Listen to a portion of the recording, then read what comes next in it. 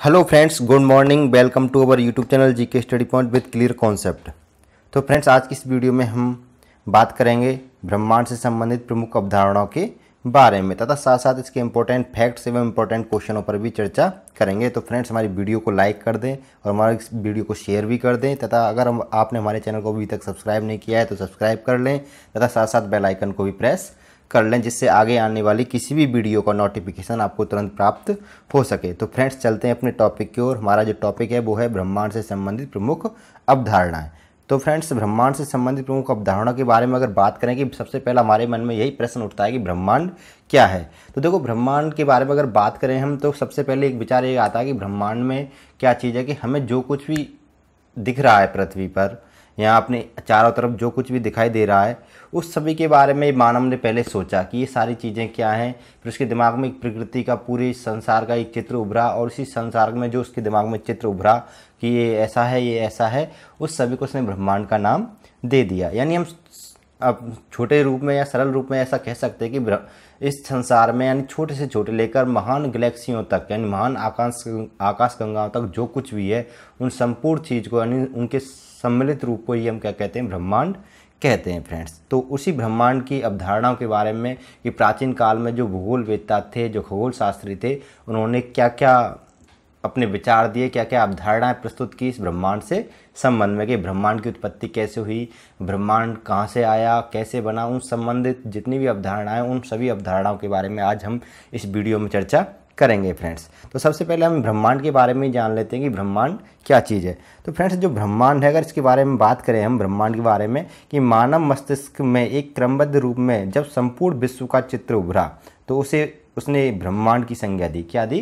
ब्रह्मांड की संज्ञा दी। यानी संपूर्ण विश्व का जो चित्र उसके दिमाग में उभरा, सागर, महासागर, चंद्रमा, सूर्य, तारे, जितने भी इसको सब नजर आए, इन संपूर्ण का चित्र उसने एक सम्मिलित रूप में जब अपने दिमाग में उतारा तो उसने इस संपूर्ण चित्र को क्या नाम दिया? ब्रह्मांड नाम दिया फ्रेंड्स। दूसरे शब्दों में हम ये कह सकते हैं कि सूक्ष्मतम अणुओं से लेकर महाकाय आकाश गंगाएं यानी के तक के सम्मिलित रूप को क्या कहा जाता है? ब्रह्मांड कहा जाता है। एक और बात ध्यान रखना फ्रेंड्स, आकाश गंगा को अंग्रेजी में गैलेक्सी कहते हैं। कई बार एग्जामिनर क्या होता है, आकाश गंगा ना देके गैलेक्सी दे देता है। तो याद रखना है कि ज्योग्राफी में कुछ वर्ड्स ऐसे होते हैं जो इंग्लिश में भी यूज किए जाते हैं और हिंदी में भी यूज किए जाते हैं। तो उनके अंग्रेजी वर्जन्स एंड हिंदी वर्जन्स दोनों याद रखने हैं फ्रेंड्स। तो याद रखना है, ब्रह्मांड को फ्रेंड्स इंग्लिश में कॉस्मोस कहते हैं, यूनिवर्स भी कहते हैं। बाई चांस आपको कॉस्मोस भी दे सकता है, यूनिवर्स भी दे सकता है अंग्रेजी में, तो दोनों शब्दों को याद रखना है। ठीक है फ्रेंड्स, नेक्स्ट जो अगला पॉइंट आप समझ गए होंगे, सूक्ष्मतम अणु यानी छोटे से छोटे अणु से लेके महाकाय विशाल जो बहुत बड़ी बड़ी आकाश गंगाएं, उन सभी के सम्मिलित रूप को हमने क्या कहा? ब्रह्मांड कहा।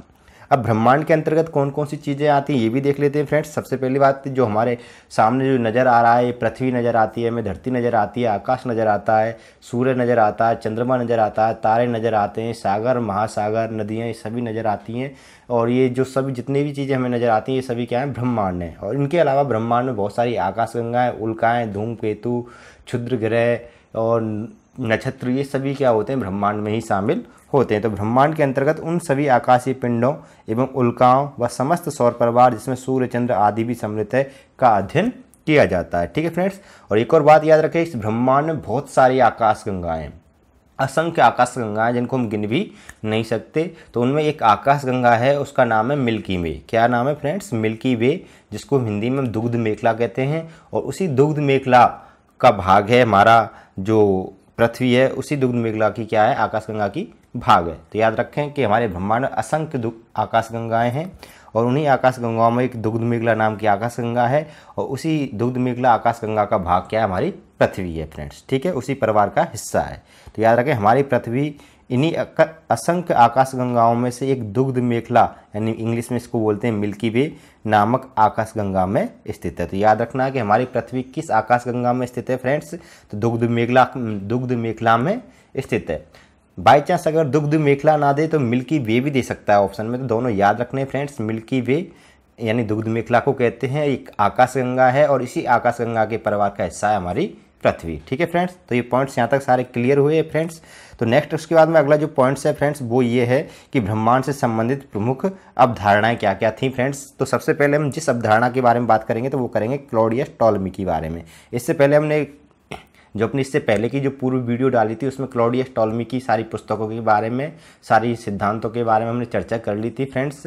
तो आज हम उनकी जो अवधारणा थी ब्रह्मांड की उत्पत्ति से लेकर ब्रह्मांड के संबंध में जो अवधारणा थी उस अवधारणा के बारे में बात करेंगे। तो सबसे पहली जो अवधारणा है वो किसकी है फ्रेंड्स, क्लॉडियस टॉलमी की है। और क्लॉडियस टॉलमी कहाँ के निवासी थे फ्रेंड्स, मिस्र यूनान के थे। ठीक है फ्रेंड्स, इन्होंने क्या किया कि इन्होंने सर्वप्रथम 140 ईस्वी में ब्रह्मांड का नियमित अध्ययन किया और अध्ययन करने के बाद में एक अवधारणा प्रस्तुत की जिसका नाम था भूकेंद्रीय अवधारणा, और इंग्लिश में इसको बोलते हैं जियोसेंट्रिक कॉन्सेप्ट। ठीक है फ्रेंड्स, दोनों याद रखनी है कि किस खगोल शास्त्री ने भूकेंद्रीय अवधारणा प्रतिपादित की या जियोसेंट्रिक कॉन्सेप्ट या जियोसेंट्रिक अवधारणा प्रतिपादित की। ऐसे भी दे देता है कि जियोसेंट्रिक अवधारणा का ब्रह्मांड से की उत्पत्ति से संबंधित जियोसेंट्रिक अवधारणा का प्रतिपादन किसने किया, या फिर ऐसे भी दे सकता है कि ब्रह्मांड से संबंधित भूकेंद्रीय अवधारणा का प्रतिपादन किसने किया। तो फ्रेंड्स आपको बता देना क्लॉडियस टॉलमी ने किया।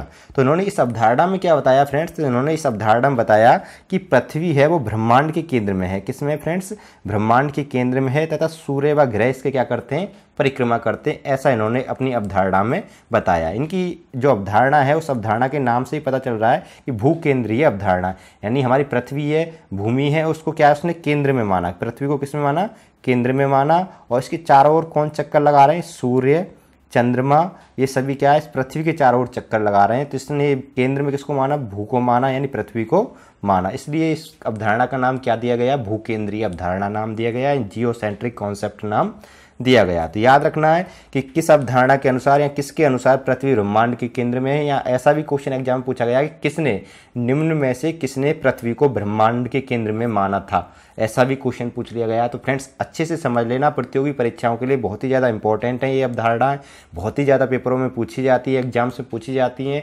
तो एक एक पॉइंट को अच्छे से आप माइंड में सेट कर लें। तो आपको यहाँ से क्या समझना है फ्रेंड्स कि क्लॉडियस टॉलमी ने क्या अवधारणा प्रस्तुत की थी, भूकेंद्रीय अवधारणा। भूकेंद्रीय अवधारणा से मतलब भूकेंद्र में, यानी भूकेंद्र का मतलब होता है पृथ्वी को केंद्र में माना ब्रह्मांड में। ठीक है फ्रेंड्स, तो और सूर्य और चंद्रमा से क्या करते थे, चक्र लगाते थे, परिक्रमा करते थे, ऐसा क्लॉडियस टॉलमी ने माना। तो इनकी ये अवधारणा काफ़ी समय तक चली फ्रेंड्स, लेकिन उसके कुछ समय बाद क्या नई अवधारणाओं ने जन्म लिया। तो इनकी अवधारणा को नकार दिया गया, फिर नई अवधारणाएं आई, फिर उसके बाद में और नई अवधारणाएं आई। इसी प्रकार अवधारणा को क्रम चलता रहा। तो क्लॉडियस टॉलमी की जो अवधारणा है काफ़ी समय तक प्रचलित रही। फिर उसके बाद में जो नई अवधारणा आई वो अवधारणा किसकी थी फ्रेंड्स, उसके बाद में निकोलस कोपरनिकस ने अपनी अवधारणा प्रस्तुत की फ्रेंड्स। तो दूसरी अवधारणा पढ़ेंगे हम, वो पढ़ेंगे निकोलस कोपरनिकस की पढ़ेंगे। और निकोलस कोपरनिकस कहाँ के निवासी थे फ्रेंड्स, पोलैंड के। सबसे पहली बात तो यही क्वेश्चन ऐसे बन जाता है कि प्रसिद्ध खगोल शास्त्री निकोलस कोपरनिकस कहाँ के निवासी थे। तो याद रखना कि प्रसिद्ध खगोल शास्त्री कोपरनिकस कहाँ के निवासी थे फ्रेंड्स, पोलैंड के निवासी थे। और इन्हें आधुनिक खगोल शास्त्र का जनक कहा जाता है। ठीक है फ्रेंड्स, सबसे इंपॉर्टेंट बात याद रखनी है कि आधुनिक खगोल शास्त्र के जनक किसे कहा जाता है, निकोलस कोपरनिकस को कहा जाता है फ्रेंड्स। ठीक है, उसके बाद में देखो उन्होंने एक पुस्तक लिखी थी फ्रेंड्स निकोलस कोपरनिकस ने, और उनकी जो पुस्तक थी उसका नाम था लिटिल कॉमेंट्री। क्या नाम था फ्रेंड्स, लिटिल कॉमेंट्री। उन्होंने 1514 ईस्वी में अपनी एक पुस्तक लिखी जिसका नाम था लिटिल कॉमेंट्री। और उसमें इसने क्या है, उन्होंने सूर्य केंद्रित अवधारणा दी, यानी हेलियोसेंट्रिक कॉन्सेप्ट के अंतर्गत अवधारणा प्रस्तुत की थी इस पुस्तक में। और ये पुस्तक फ्रेंड्स इन्होंने 1543 में इस अवधारणा को प्रकाशन में लाया गया था फ्रेंड्स, ये बात याद रखनी है। यानी 1514 में इन्होंने हाथ से एक पुस्तक लिखी, उस पुस्तक का नाम क्या था, लिटिल कॉमेंट्री। कई जगह इनका कॉमेंट्रियस नाम भी लिखा हुआ, केवल कॉमेंट्रियस नाम दे देते हैं फ्रेंड्स, लेकिन इनकी जो पुस्तक थी हाथ से लिखी वो लिटिल कॉमेंट्री थी। और उस लिटिल कॉमेंट्री में इन्होंने कौन सी अवधारणा प्रस्तुत की, सूर्य केंद्रित अवधारणा। यानी इसने क्या किया कि सूर्य को केंद्र में माना, जबकि टॉलमी ने किसको केंद्र में माना था, पृथ्वी को केंद्र में माना था। लेकिन कोपरनिकस ने किसको केंद्र में माना फ्रेंड्स, सूर्य के केंद्र में माना। और उस सूर्य को केंद्र में मानने की वजह से इनकी अवधारणा को क्या नाम दिया गया, सूर्य केंद्रित अवधारणा नाम दिया गया। यानी इंग्लिश में इसको हम कहते हैं हेलियोसेंट्रिक कॉन्सेप्ट। ठीक है फ्रेंड्स, और इन्होंने इस अवधारणा के अंतर्गत क्या बनाया कि ब्रह्मांड के केंद्र में पृथ्वी नहीं, कौन है फ्रेंड्स, सूर्य है। ठीक है फ्रेंड्स, यहाँ तक क्लियर हुआ पॉइंट्स आपका। इस सिद्धांत के अनुसार दैनिक गति में पृथ्वी अपने अक्ष पर तथा वार्षिक गति में क्या करती है, सूर्य के चारों ओर परिक्रमण करती है। तो फ्रेंड्स जो लास्ट का पॉइंट है मेरे हिसाब से समझ में आ गया होगा। क्या होता है कि इन्होंने बताया कि जो पृथ्वी है ये क्या है फ्रेंड्स, पृथ्वी यानी अर्थ है। ठीक है, अर्थ पृथ्वी है, ये क्या करती है, सूर्य के चारों ओर चक्कर लगाती है। किसके चक्कर लगाती है, सूर्य के, यानी सन। एस का मतलब सन हो गया फ्रेंड्स। और इस सूर्य के चारों ओर क्या लगाती है, चक्र लगाती है फ्रेंड्स, यानी परिक्रमा करती है। और सूर्य को इन्होंने क्या माना, केंद्र में माना सभी ग्रहों के पिंडों के। ठीक है फ्रेंड्स, जब ये सूर्य के चारों ओर क्या कर रही है, चक्कर लगा रही है, तो चक्कर लगाते समय जब ये पूरा एक चक्कर पूरा कर लेती है तो इस गति को उन्होंने क्या कहा, वार्षिक गति बोला। ठीक है फ्रेंड्स, क्या बोला, वार्षिक गति बोला।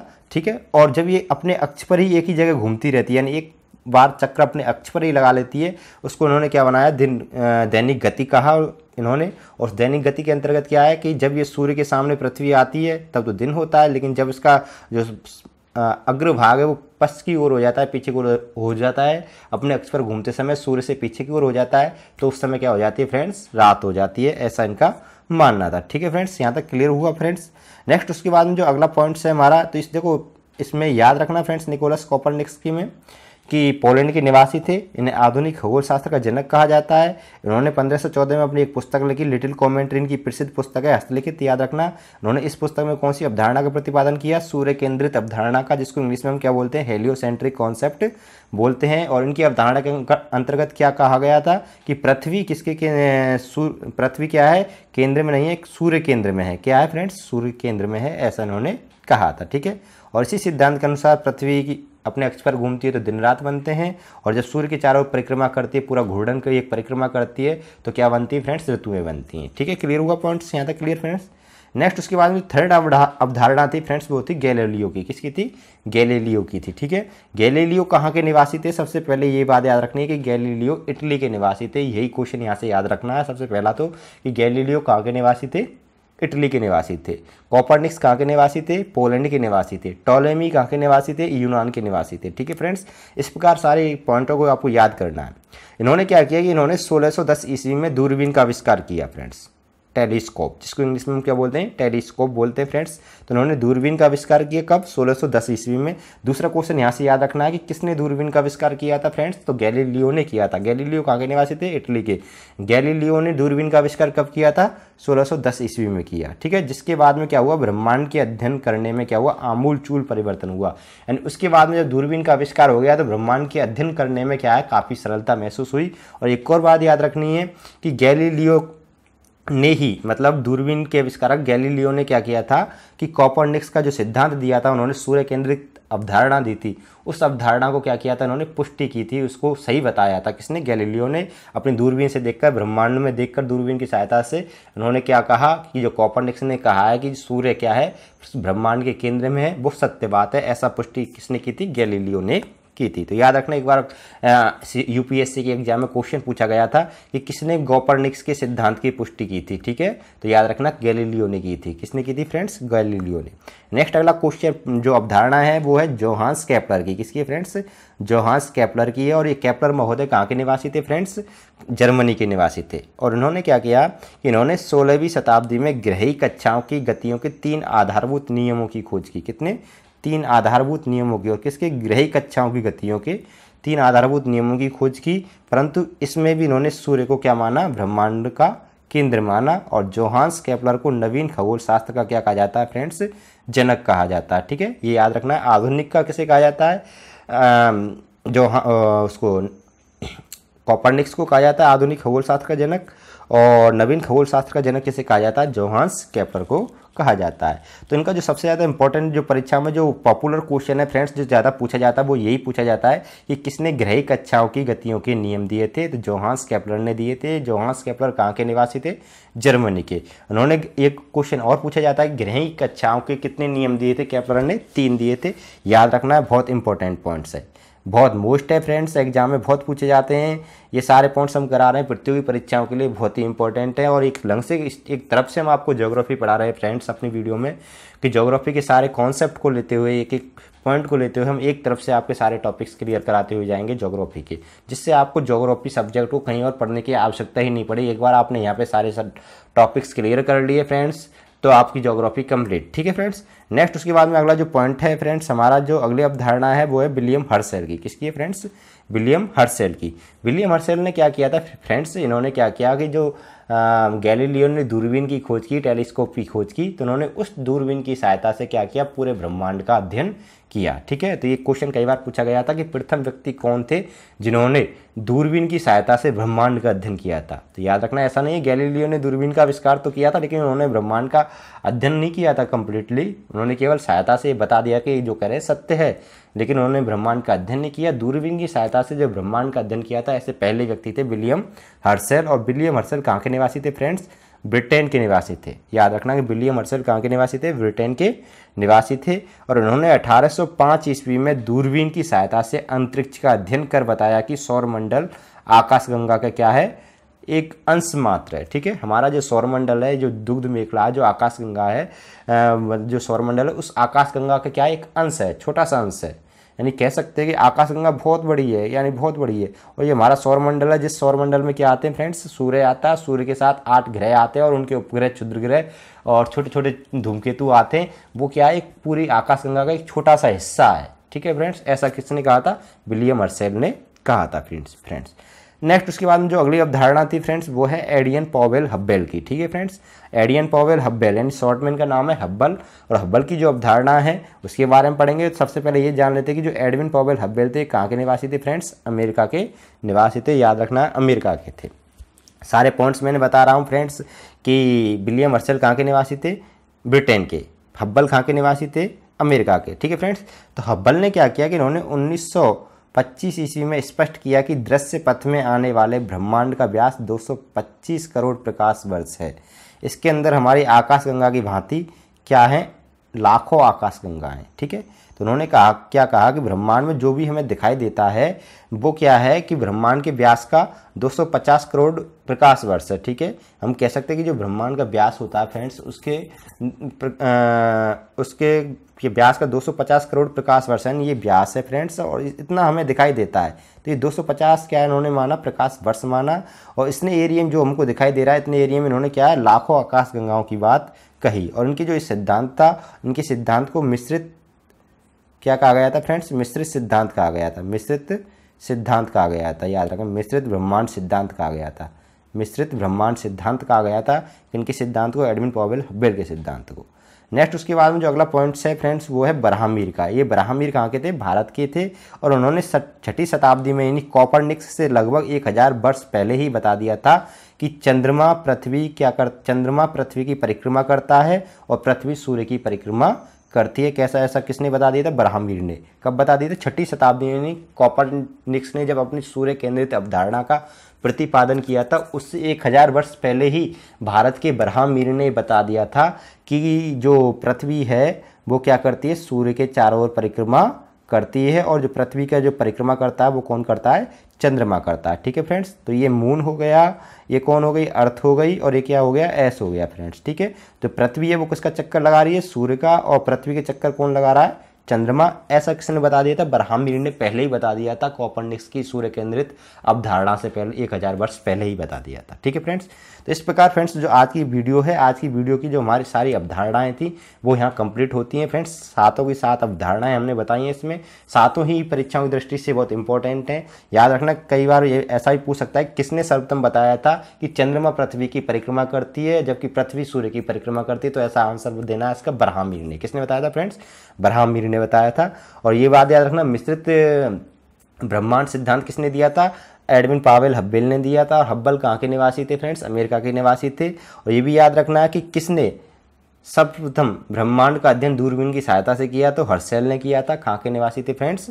ब्रिटेन के निवासी थे। इस प्रकार फ्रेंड्स आज का टॉपिक हमारा कंप्लीट होता है। उसके बाद में नेक्स्ट पॉइंट हमारा यही है फ्रेंड्स कि अगर आपने अभी तक हमारे चैनल को सब्सक्राइब नहीं किया है तो सब्सक्राइब करना है, हमारी वीडियो को लाइक करना है फ्रेंड्स। अगर अच्छी लग रही हो वीडियो को लाइक करना है, वीडियो को ज़्यादा से ज़्यादा शेयर करना है, चैनल को सब्सक्राइब करना है, साथ साथ बेल आइकन पर विशेष फोकस रखना है फ्रेंड्स। बेल आइकन को दबाना है क्योंकि हमारी वीडियो के नोटिफिकेशन आपको तुरंत प्राप्त हो सकेंगे। लेकिन जब आप बेल आइकन आप दबाओगे नहीं तो आपको कैसे पता चलेगा कि हमने कोई वीडियो डाला है फ्रेंड्स। तो इस प्रकार फ्रेंड्स आज की टॉपिक्स में हम कंप्लीटली विदा लेते हैं। फिर मिलते हैं आपसे नेक्स्ट अगली वीडियो में। तब तक के लिए अलविदा।